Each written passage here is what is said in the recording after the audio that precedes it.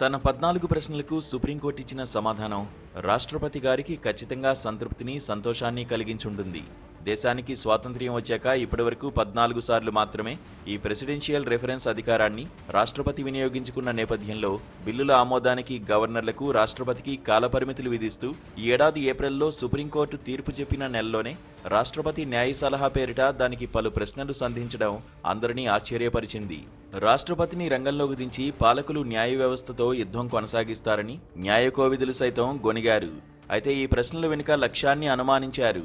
సంధించిన ఆ ప్రశ్నల్లోనే మీ తీర్పు ఎలా చెల్లుబాటు అవుతుందో చెప్పుకోండి చూద్దామన్న అసలు ప్రశ్న కూడా ఉన్నందున ఈ న్యాయ సలహా దెబ్బకు సుప్రీంకోర్టు దిగివస్తుందన్న మేధావుల అంచనా ఇప్పుడు నిజమైంది.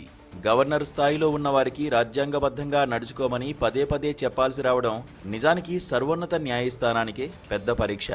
తమిళనాడు గవర్నర్ విషయంలో అది చేసి విసిగిపోయిన నేపథ్యంలోనే ఏప్రిల్లోనే 2 న్యాయమూర్తుల ధర్మాసనం వినూత్నంగా, విప్లవాత్మకంగా ఆ తీర్పు చెప్పింది. కేసు తమిళనాడుది కావడం, డిఎంకేకు అది రాజకీయంగా పైచేయనివ్వడంతో కేంద్రం పెద్దలకు మా చెడ్డ కోపం వచ్చింది.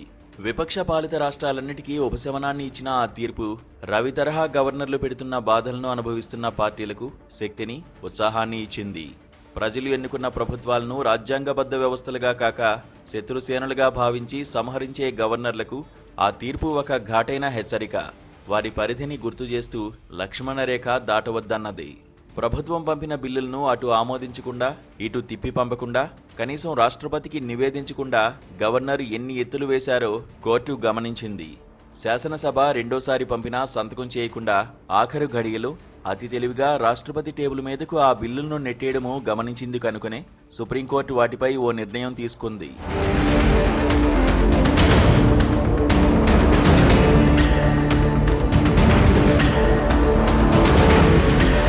142వ అధికరణ ద్వారా తనకు దఖలు పడిన ప్రత్యేక అధికారాలను వినియోగించుకుని గవర్నర్ ఆమోదం లభించినట్టుగా నిర్ధారించింది. రాజకీయ కక్షతో గవర్నర్ సృష్టించిన కృత్రిమ సంక్షోభాలను సాహసోపేతమైన మార్గంలో పరిష్కరించింది.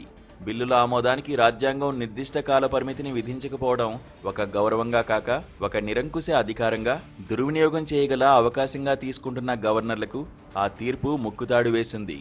మీరు నచ్చిందే చేయండి అని గవర్నర్లకు చెబుతూనే బిల్లు ఆమోదానికి, తిరస్కారానికి రాష్ట్రపతి నివేదనకు కాలపరిమితులు విధించింది. ప్రజాస్వామ్యానికి, సమైక్య వ్యవస్థకు సత్తువనిచ్చే ఆ తీర్పును ఈ 5 సభ్యుల ధర్మాసనం నీరుగార్చడంతో వ్యవహారం మళ్లీ మొదటికి వచ్చింది. గవర్నర్ రాష్ట్రపతి విధుల్లో వేలు పెట్టబోనని కోర్టు హామీ ఇస్తోంది. గవర్నర్లకు గడువులుండవని, ఏమీ తేల్చుకున్నా ఎవరూ ప్రశ్నించరని చెబుతోంది. మరీ అన్యాయమనిపిస్తే ఓ మాట అడుగుతామని, కాస్తంత వేలు దూరేంత సందు పేరుకు మిగిల్చుకున్నా మీ నిర్ణయాలు న్యాయ సమీక్షకు అతీతమని, డీమ్డ్ అసెంట్, ఆటోమేటిక్ వంటివి రాజ్యాంగంలోనే లేవని ధైర్యం చెప్పింది. రాష్ట్రాల్లో అధికార కేంద్రాలుగా తయారై ఎన్నికలు వచ్చే నాటికి క్షేత్రాన్ని రాజకీయంగా సిద్ధం చేస్తూ విపక్ష పార్టీ ప్రభుత్వాలను కూల్చేందుకు ఉపకరిస్తున్న గవర్నర్లకు, వారి యజమానులకు ఈ తీర్పు సంతోషం కలిగిస్తుంది. ప్రభుత్వాలు రాజ్యాంగ విహితంగా నడవనప్పుడు న్యాయస్థానాలు కాస్తంత చొరవ, దూకుడు ప్రదర్శించి గాడిన పెట్టడం అవసరం. రాజ్యాంగ మౌలిక స్వరూపాన్ని రక్షించడానికి, కొలీజియం వ్యవస్థను పరిరక్షించుకోవడానికి కార్యనిర్వాహక వ్యవస్థతో న్యాయ వ్యవస్థ ఎంత పోరాడిందో చూశాం. ఇందుకు పూర్తి భిన్నంగా పుస్తకంలో ఉన్నదే అప్పచెప్పడానికి ఇప్పుడు సిద్ధపడిందంటే భయమో భక్తో కావచ్చు, లేదా మధ్యలో మాకెందుకీ గొడవ అనుకుని కూడా ఉండొచ్చు.